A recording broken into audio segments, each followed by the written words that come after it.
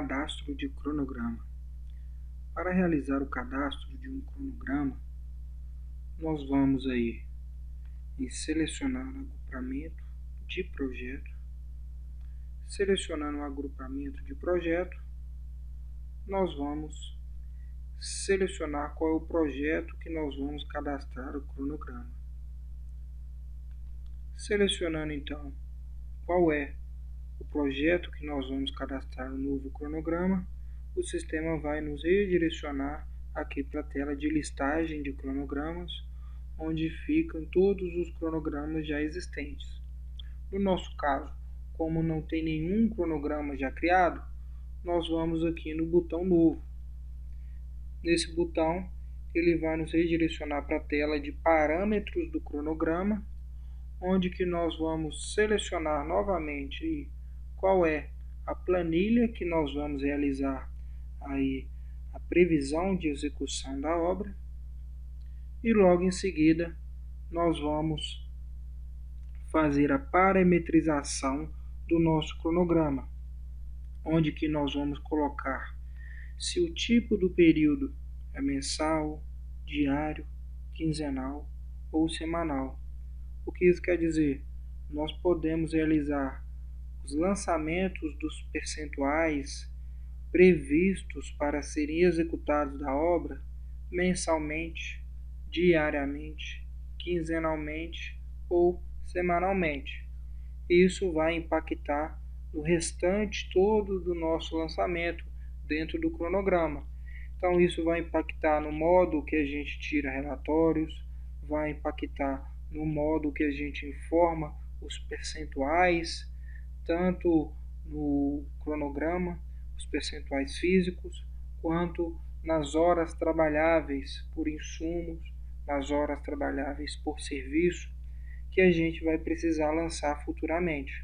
Então, essa parte a gente precisa prestar bastante atenção,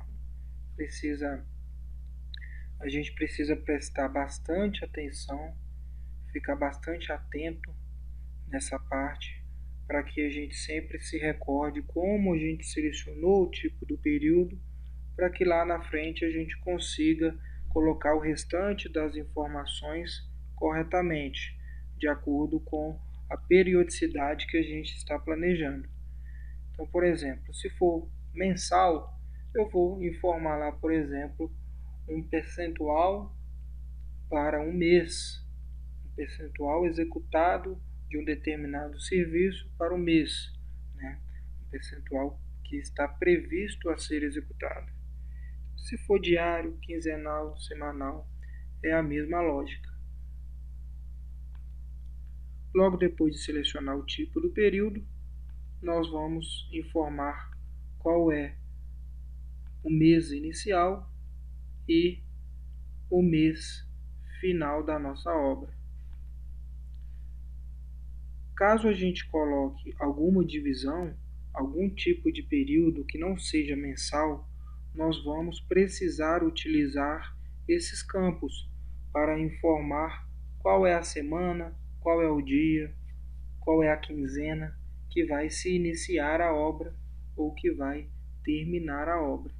Então, por exemplo, se eu coloco aqui diário, eu posso informar que a obra se inicia no dia 2 de junho e vai terminar no dia 22 de junho, um exemplo. Se eu coloco semanal, eu posso informar que a minha obra vai começar na segunda semana do mês de junho e vai terminar na quarta semana do mês de junho de 2020. Então essa divisão aqui, ela só é utilizada quando o tipo de período é diferente de mensal. Vocês vão perceber que quando eu coloco o tipo de período mensal, o sistema já retorna com a divisão para 0,1.